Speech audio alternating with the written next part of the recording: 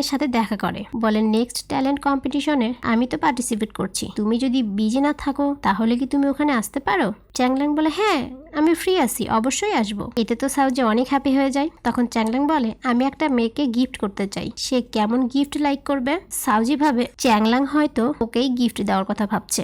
এই ভেবে ওর মন তো উড়ু উড়ু করতে শুরু করে। ও বলে মেয়েটা আমি হলে ক্যাপ, হেয়ার ক্লিপ এগুলোই পছন্দ করতাম, তুমি যাকে লাভ করো তাকে গিফট করতে চাও? চ্যাংলাং একটু মনে মনে হাসে, আর সাউজিও। বিলিভ মি, এই পুরো ড্রামা জুড়ে আমি সাউজির জাস্ট এইরকম ফেসটা এনজয় করছিলাম। রুমে এসে সাউজি নিতাওকে সবটা বলে। কন্টেস্টে চ্যাংলাং ওকে প্রপোজ করবে, এই ভেবে দুজনে অনেক হ্যাপি হয়ে যায়। কন্টেস্টের দিন সাউজি অনেক সুন্দর করে সেজে রেডি, কারণ চ্যাংলাং ওকে প্রপোজ করবে। সাউজি যখন স্টেজে উঠবে তখন চ্যাংলাং এসে লুসির সাথে কথা বলতেই হাতে থাকা ব্যাগটা পড়ে যায়, যেটা সাউজি তুলে দেখে একটা ক্যাপ। এটা দেখে ও তো অনেক হ্যাপি হয়ে স্টেজে ওঠে। এদিকে চ্যাংলাং গিফটটা লিনিকে দিয়ে দেয়। এবার সাউজি বলছে এই গানটা আমি ডেডিকেটেড করছি, চ্যাংলাং এর নাম বলবে।